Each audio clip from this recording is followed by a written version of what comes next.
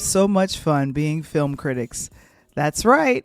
Myself and EP Michael Wamble, we love breaking down the acting and cinematic choices made in films. That movie was terrible. I don't care who made it, how many awards it gets nominated for.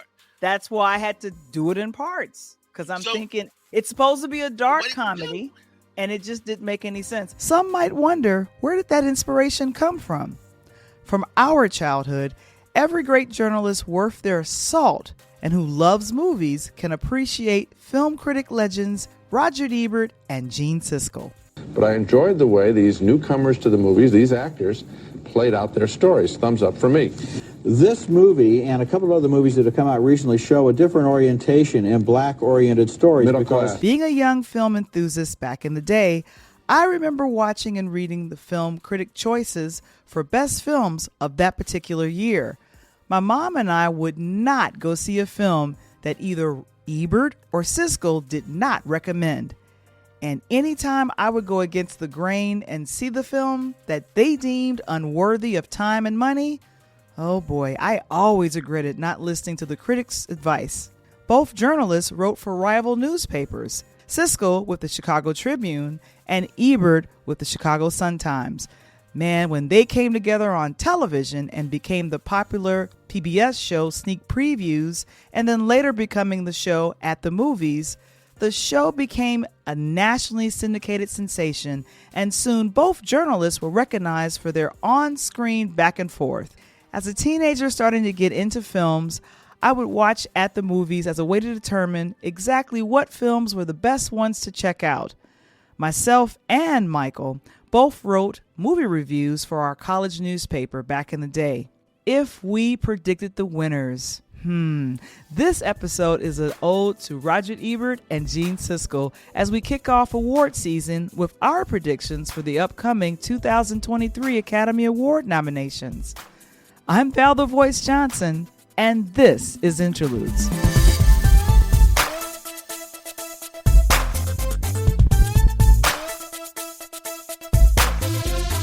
Interludes, a Peer Lighthouse production.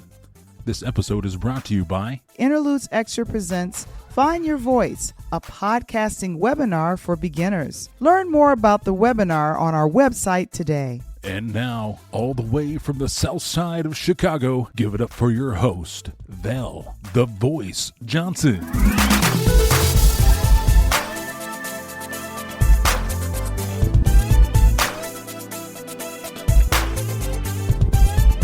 On a recent episode of Interludes Extra Presents Talk on Tuesdays, Michael and I got a chance to talk about the Oscar-nominated actors and a few of the films nominated for Best Picture.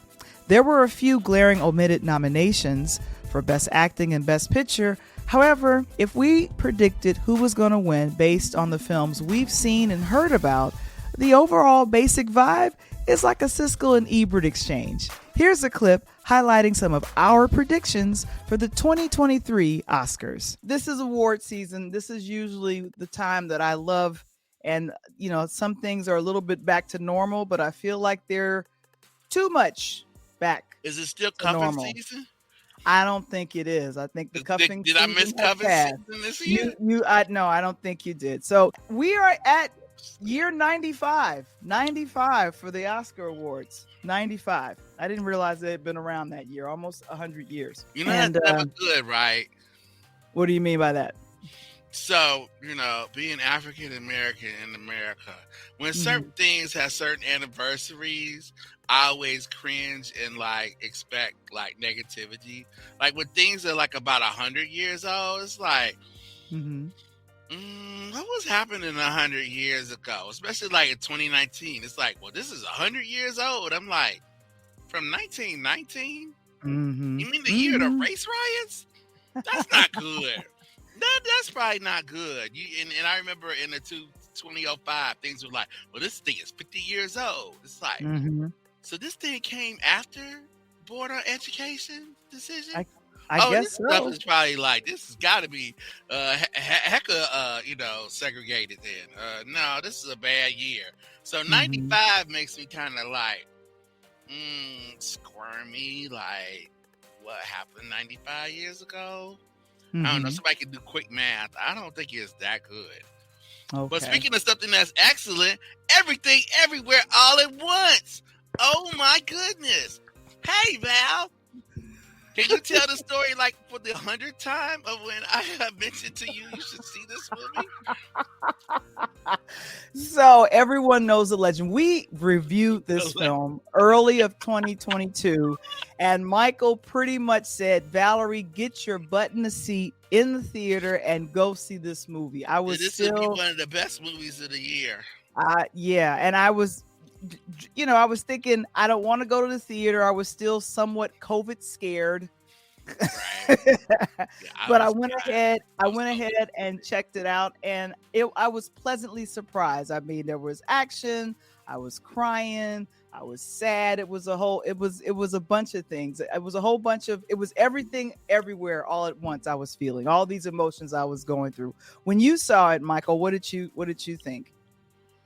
Well, what I thought was like, oh, okay, well, I've seen the best movie of the year. That's awesome. And I've seen it in the theater, and then it's like I got a chance to see it twice because it had everything that anybody would want in a movie.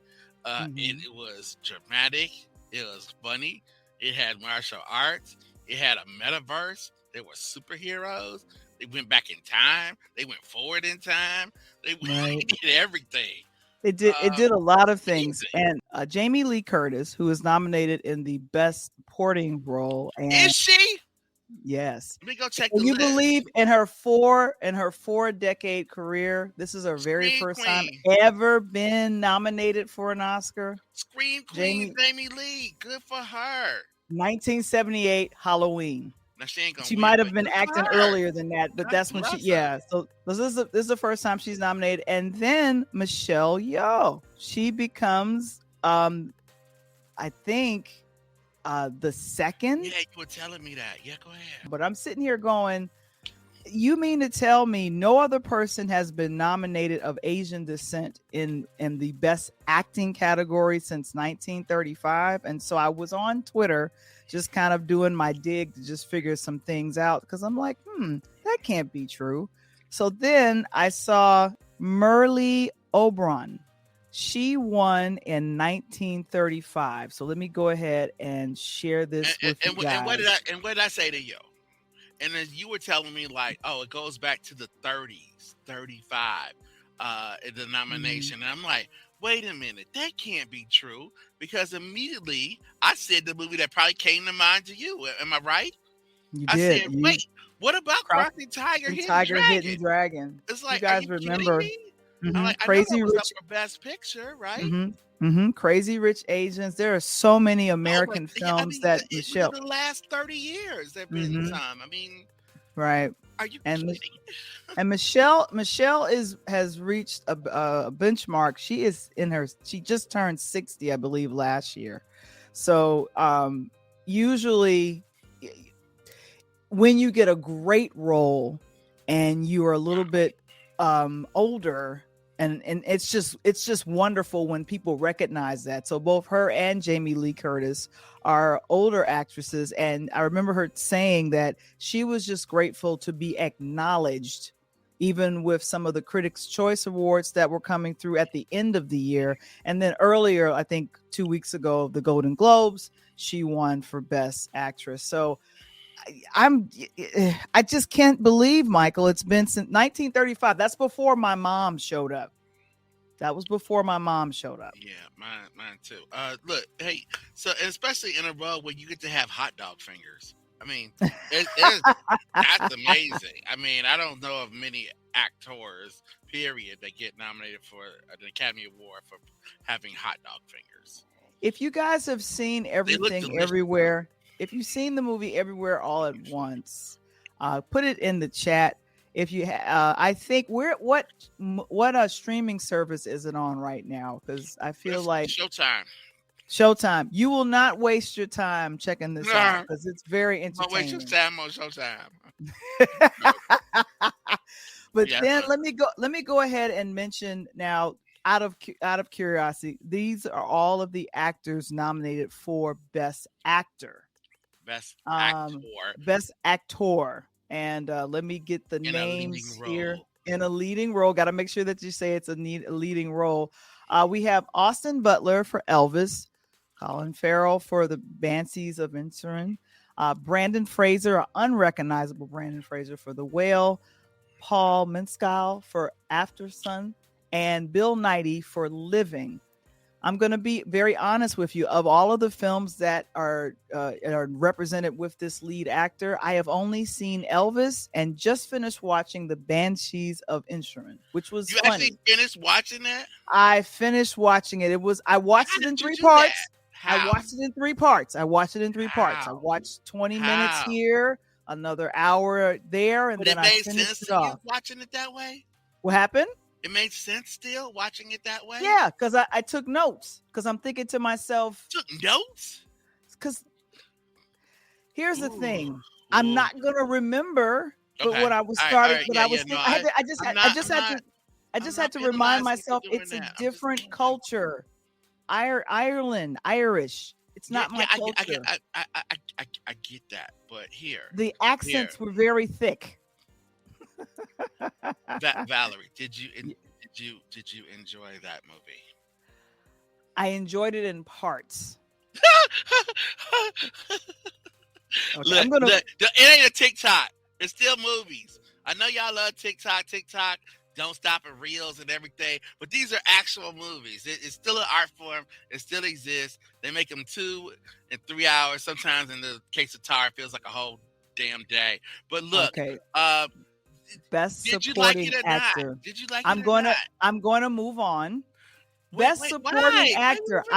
I'm going to move on because I need to make sure that I get some of this No, you out. don't. You don't need to get none of this out. Look, that movie was terrible. I don't care who made it, how many awards it gets nominated for. Now, why was it terrible? Because it's unwatchable. So you watched through the part in which he said he was going to start to like cut off his own fingers? Yeah, that's when I stopped watching it because I was thinking. Wait, no, there's like a whole hour left after that. That's why I had to do it in parts because I'm thinking it's supposed to be a dark comedy, and it just didn't make any sense. And another actor from that movie that you can't stand that we Brandon. Are y'all listening to what she's actually saying to you? Because she's saying that the movie was trash. She just wants to name the people who are up for best supporting actor. But please understand, Val just trashed the movie, and I'm trashing it personally.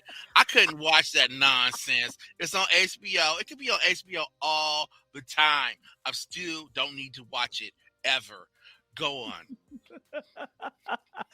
If you are here in the chat, go ahead and give me a shout. Thank you so much, Mr. Springer, for putting that up. I see my friend Elena. Good evening. How are you doing? And we're talking Oscar nominations. Now, let me go right back to what I was saying. Now, from that very bad film that we didn't like, that we both said, that's up for like every award. Best supporting actor, Brandon Gleeson for the Banshees of Inisherin.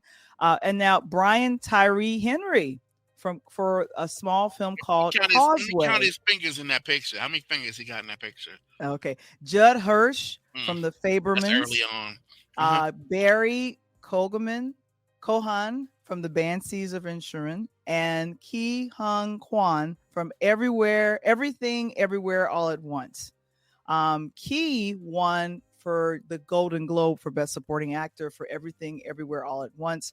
The shock that a lot of people are saying is Best Supporting Actor Brian Tyree Henry. A lot of us know him from Atlanta, and that show just wrapped up. What was it? 6 seasons, Michael? It just wrapped up 6 seasons, right? Yeah. Right. So, have you seen Causeway or no? No, I haven't. Actually, I haven't. I started to watch that, but I stopped. No disrespect to the movie. I needed sleep that one day. So I will gladly go back. It stars J Law. Jennifer Lawrence is in the title role. She's not nominated. He is nominated for it. But really, there's your winner. So we can spend more time talking about Brian Tyree and all the great things he does on Broadway and such. But that's the person that's going to win the Oscar. Go right ahead. Okay, so now we're moving on. These are now they've started doing this. I want to say maybe about maybe about 10 years ago or so, where they nominate and have more than just 5 pictures. They do like, what is it, 8? Am I looking at this correctly, or 10? 2, 10. 4, 6, 8, 10. So it's 10. Mr. Womble's here to count. It's 10. Okay, so All Quiet I on the have 10 Western values. Front. Have you seen that? I have not seen it, nor will I ever see it. Okay. Okay. Avatar, The Are you Way of the kidding me? Water. Have you seen That's it? the book that they torture kids with in high school. I don't do it with any of my classes, but God, Okay. no. Avatar has blue people. Nope. The Banshees of Inisherin. You've seen it and you don't like it. Look, it's not funny to me when you start telling people you're gonna cut off your fingers because you don't want to talk to them. What? Yeah, What's the joke in that? I didn't. It's a dark comedy. It's a dark. No. A joke is a joke. It's either funny or it's not. Okay, That's I got not you. funny. I got you. Elvis, the Baz Luhrmann film. What did we think about that? Val, that's that movie you told me I ain't watching that, Michael. Are you kidding me? You ain't gonna make me watch that, Michael. And I'm like, look, I'm not gonna try to make you watch it. I like Baz, but I'll watch it at some point. She's like, Val's like, I ain't watching no Elvis movie. I'm tired of Elvis. What I want to see Elvis rip off black people and their music for again. Any other thoughts you want to add? What I did watch it because of Baz, because he directed it. I thought the young man that portrayed Elvis did a great job. However, I am not from that era. I don't understand the obsession with Elvis, but it's there. And then, of course, unfortunately, there's been a lot of news coverage on the unfortunate passing of his only daughter, Lisa Marie. So sorry about How did Tom that. Hanks do in that Elvis movie? I think he did good, and to me, he looked a little unrecognizable, like Brandon Fraser did. Well, he's up for a Razzie. You know, he's up for a Razzie for that. Oh, wow! So that's okay. So the Fabermans, Everything, Everywhere, All at Once, Tar, enjoyed that. Top Gun, trash. Okay, Top Gun Maverick, The Triangle of Sadness. Top Gun Maverick. I saw that too. I really enjoyed it. What it is, it's a very good movie. Triangle of Sadness. I'll put that on my list, and we'll probably see it by next week. And Women Talking, which I know haven't been able to see it. We talked about that one. We talked about that too. It was released in theaters recently, like as of last week, last Friday. It's up for Best Picture for 2022. It got released in the theaters last Friday. What year is it? It's 2023. Am I confused? Is it? You're not Is the whole world crazy, Val? I just feel like I feel like some days the whole world is crazy. It's like you can't have classified documents in your house now. I mean, come on. We're cracking up Delana. You're cracking up Delana. She says Avatar has blue people. Look, the last movie I saw with blue people was the Smurfs, okay? And I was like, I'm good. I'm good on the blue people, okay? Unless they're holding their breath too long, I don't need it. And then so Women Talking was released at film festivals. It was even at the Chicago Film Festival, Chicago International Film Festival that we covered. And I didn't see it because it looked depressing. It still looks depressing. I'm so sorry. So here we go. Best director. They ain't talking about like making happy cakes, right? They're not talking about cupcakes. Whatever they're talking about is serious and something that would make you disturbed, right? So you know that. So we're gonna go to Best Supporting Actress. Ooh, that's Queen. Okay, so we're God bless Jamie, but the Queen's gonna get her statue. Okay, Hong Chan for The Whale. Carrie Condon for Banshees of Inisherin. I was about to make a bad joke. Jamie, please don't do that. Jamie Lee Curtis, Everything, Everywhere, All at Once. And Stephanie Sue for Everything, Everywhere, All at Once. I feel like Jamie Lee and Stephanie are going to cancel each other out. And then who was nominated in 1994 for What's Love Got to Do with It? And she didn't get her Oscar back then. She's going to get an Oscar, we hope. When the Oscars air. Angela Bassett is nominated for Black Panther Wakanda Forever. And she won the Golden Globe last week. So we are rooting for Angela. And unfortunately... Val. What happened? Leave me alone. Why is she alone in the nominations? Okay, we're gonna get to that right now. Lord Why she has by mercy. herself? Why they put the queen by herself? And I love that shot because she made me want to go get a chessboard. She looking totally like a queen. She looked like the queen. Protect the queen. We'll be right back after a word from our sponsors. Have you seen it? It's the weekly chat with EP Michael Wamble, Coach Tony Thompson, and host Val the Voice Johnson. Interludes Extra presents Talk on Tuesdays. Join us and other special guests as we break down the latest topics surrounding music, movies, and sports every Tuesday at 8 p.m. Central, 9 p.m. Eastern, live in our chat on our Interludes YouTube channel, Facebook group, and now on Pod TV on Roku. Protect the Queen at Val, breaking news. Dun, dun, dun, dun, breaking news. So Black Panther Wakanda Forever came out last year in a time in which it could have been nominated for Academy Awards. Someone let the Academy know so they can go ahead and nominate it for awards. Oh, so also now let them know that Till was also nominated, released during a time where it could have been nominated for Academy Awards since it is deserving. So Angela Bassett is now the only woman of color, a black woman nominated. Black woman nominated for an acting award for Black Panther Wakanda Forever, and it's coming not 10 years, not 20 years, but 30 years after What's Love Got to Do with It.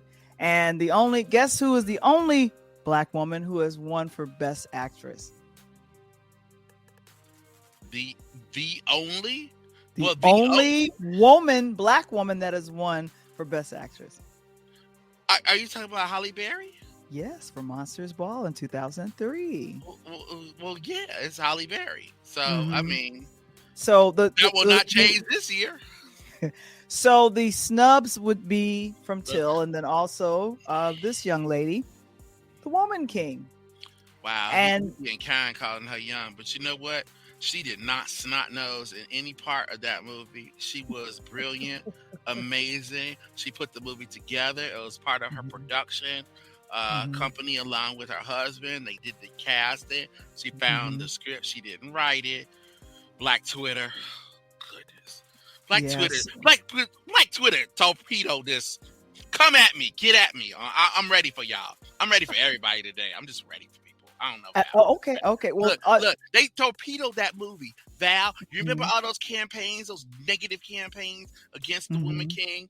Thank you. Now, let's do the other one. That's what it was a phenomenal movie. It was an amazing movie. It still remains amazing movie. And I guess it'll go to streaming sooner than I thought because it didn't get nominated for a squat, and it should have. It was a great film. She took on a role usually reserved for a man, I know, because of the fact that this movie had black women in leading roles and great actors. And you know what? She might not have even been the best actor in that movie. I gotta go look up that girl's name. Do you know who I'm talking about? You probably do. I have it written down. Eyebrows. I mean, she should have been nominated. Bushy Eyebrows should have been nominated for an Academy Award. Bushy she Eyebrows. She kind of made that movie. No, young woman who was one of the lower lieutenants there. Lashana Lynch. Oh my goodness. Lashana Lynch. Miss Lynch had one of those roles. It was so deep and beautiful and complicated, and she brought it to life. She was nurturing. She was a warrior. Goodness. Well, you know, but that's personal. You gotta take this. That's kind of taking that personal, huh? I mean, they did your girl Gina wrong on this. Gina Prince Bythewood, if you guys know Love and Basketball. And if you know Val, you know how much she loves her. So go ahead. Yeah, so Gina Prince Bythewood was the director on The Woman King, along with Viola Davis being one of the executive producers, and then also fronting the money for The Woman King. But a lot of folks criticize, and I love how it was released, because it was released maybe weeks before Black Panther Wakanda Forever, because we find out eventually that who ends up taking on the role of Black Panther, was Siri. And they really, if you remember the early trailers for Black Panther, they really tried to hide the fact that it was her. And I was thinking it can't be anybody else but her. But what was that? Disney was scared they weren't going to make their money. Disney has been like taking money and just flushing it down the toilet. Believe me, I know with my like penny stock in Disney, them they just not good. Bad management. So they were scared they were going to lose another pile of money trying to put out a Marvel movie with a female lead. So they, as Val said, they tried to hide it. But on the other side, Viola Davis is like, I ain't hiding nothing. I'm the star. It's my movie. I made the movie, and every single significant actor, every role has a Black woman in it. Now, it's directed by a sister too. Pow! And what did Black Twitter do? Well, who wrote it?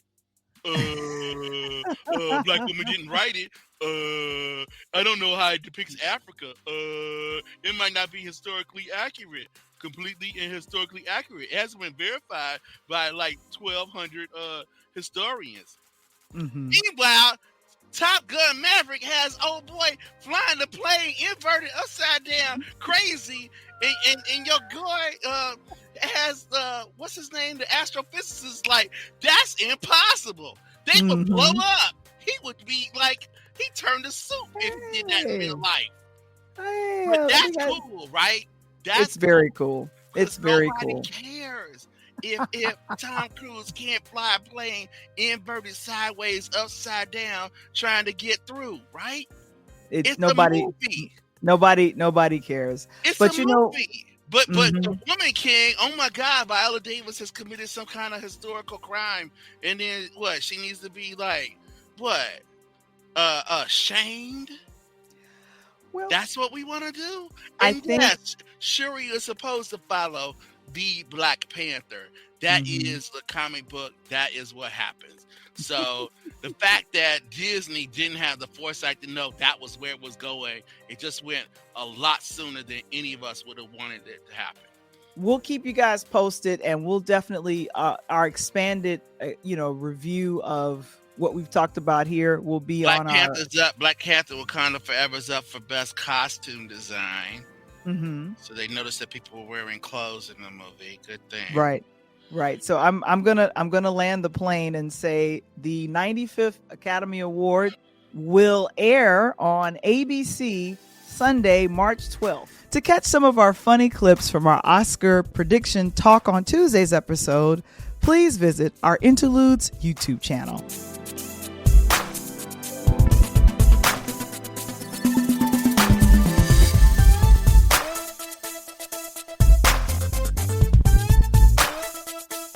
Interludes. Original concept by Valerie Johnson. Written by Michael Wamble. Produced by Michael Wamble and Valerie Johnson. Original intro and outro music produced by Kendall Nesbitt. Interludes. A Peer Lighthouse production.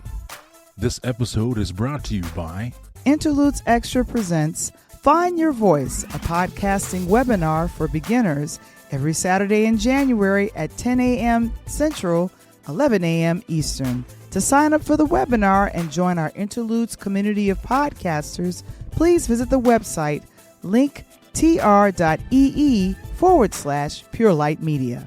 To subscribe to our YouTube channel or join Interludes Facebook group, visit the website linktree/Pure Light Media. That's linktr.ee/Pure Light Media.